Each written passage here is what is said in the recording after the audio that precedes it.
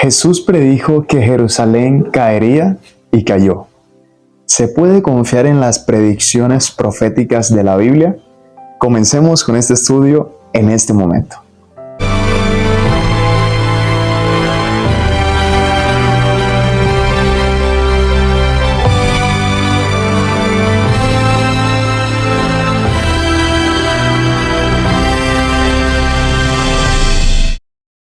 Hola, ¿qué tal, queridos amigos? Gracias por estar con nosotros una vez más para comprender y estudiar la palabra de nuestro Dios. En esta ocasión vamos a hablar acerca de un tema que es bastante espinoso, podríamos decirle, o es un tema muy interesante acerca de la abominación asoladora. ¿Por qué digo que es un poco espinoso? Por lo que hay muchas interpretaciones con respecto a este tema que los eruditos bíblicos han dado con respecto a la abominación asoladora o desoladora, ¿cierto? Vamos a ir a la Biblia y vamos a abrir la Biblia en Marcos capítulo número 13, el versículo 14 al 18, y dice de la siguiente manera. Marcos capítulo 13, versículos del 14 al 18 dice: «Pero cuando veáis la abominación desoladora de la que habló el profeta Daniel, puesta donde no debe estar, el que lee entienda, entonces los que estén en Judea huyan a los montes, y el que esté en la azotea no descienda a la casa ni entre para tomar algo de su casa, y el que esté en el campo no vuelva atrás a tomar su capa. Mas ay de las que estén en cinta y de las que críen en aquellos días. Orad pues para que vuestra huida no sea en invierno, porque aquellos días serán de tribulación», versículo 19, «cual nunca ha habido desde el principio de la creación que Dios creó hasta este tiempo, ni la habrá». Muy bien, ¿qué quiere decir acerca de la abominación asoladora Jesús? Él quiere indicar que un punto para entender la abominación asoladora es la caída de Jerusalén. ¿Cuándo se dio la caída de Jerusalén? Históricamente, en la interpretación historicista de la palabra de Dios, nosotros comprendemos que la historia comprueba que Jerusalén cayó en el año 70 después de Cristo. Entonces, lo que dice Jesús aquí a sus discípulos y a su audiencia que está escuchando es que ese sería el momento en el cual ellos debían entonces huir. Eso sería el punto de inflexión. Aquí lo que ellos deben comprender es que cuando llegara este momento, la abominación desoladora que se describe en Marcos capítulo 13, versículo 14, y también el Evangelio de Mateo y el Evangelio de Lucas lo comentan, allí sería entonces cuando ellos debían prestar atención y huir de la ciudad. Es interesante porque para entender este tema debemos irnos a lo que dice el profeta Daniel. Y el profeta Daniel, en su libro, en el capítulo número 9, el versículo 26 y 27, da un dato muy interesante acerca de este mismo suceso. En Daniel capítulo 9, versículo 26 y 27 dice: «Y después de las 62 semanas se quitará la vida al Mesías». Recordemos que estamos hablando de la profecía de las 70 semanas que tendrían su cumplimiento con el Mesías príncipe. Estas 62 semanas comienzan precisamente en el año 457 a.C. y va hasta el año 31 después de Cristo. Allí tenemos entonces las 70 semanas de las cuales habla Daniel aquí en el versículo 26 y versículo 27. Y dice: «Después de las 62 semanas se quitará la vida al Mesías». Aquí está hablando de Jesús. «Mas no por sí, y el pueblo de un príncipe que ha de venir destruirá la ciudad y el santuario, y su fin será con inundación, y hasta el fin de la guerra durarán las devastaciones». Y luego dice el versículo 27, «Y para otra semana, y por otra semana, confirmará el pacto con muchos. A la mitad de la semana hará cesar el sacrificio y la ofrenda.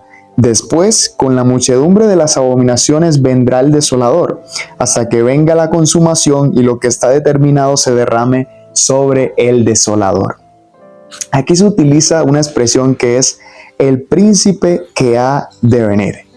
Y la mayoría de las versiones de la Biblia en castellano traducen correctamente la palabra Mesías. En el versículo 26 se refiere a Mesías Y en un estudio cuidadoso de Daniel capítulo 9, versículos del 24 al 25, esta palabra indica la venida de Jesucristo. Y realmente esa es la interpretación. Pero si nosotros vemos, nos podemos preguntar, ¿quién es el príncipe que ha de venir? Que este mismo príncipe acarrea la desolación de la ciudad de Jerusalén. Nosotros conocemos según la historia que la ciudad fue destruida por un general romano llamado Tito, y que aquí nosotros en Daniel 9, 26 y 27 podemos vincular este suceso como el inicio de la abominación desoladora.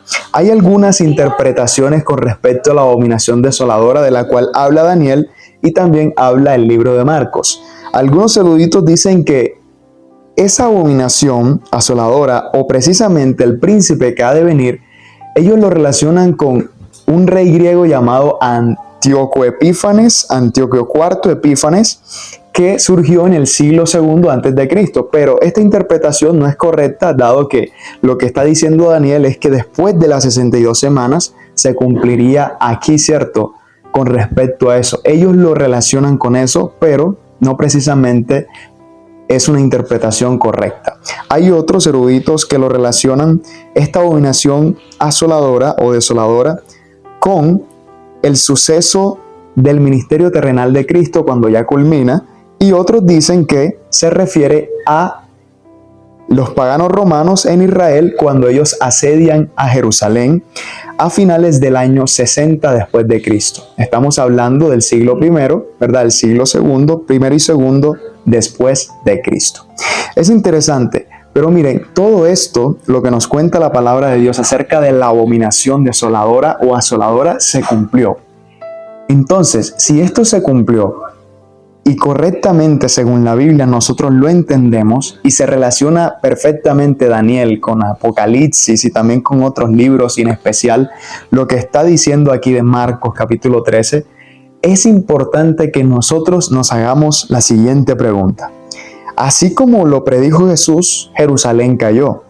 ¿Cómo podemos aprender a confiar en Él y en todas las predicciones de la Biblia? Es una realidad completa de que la Biblia nunca se equivoca.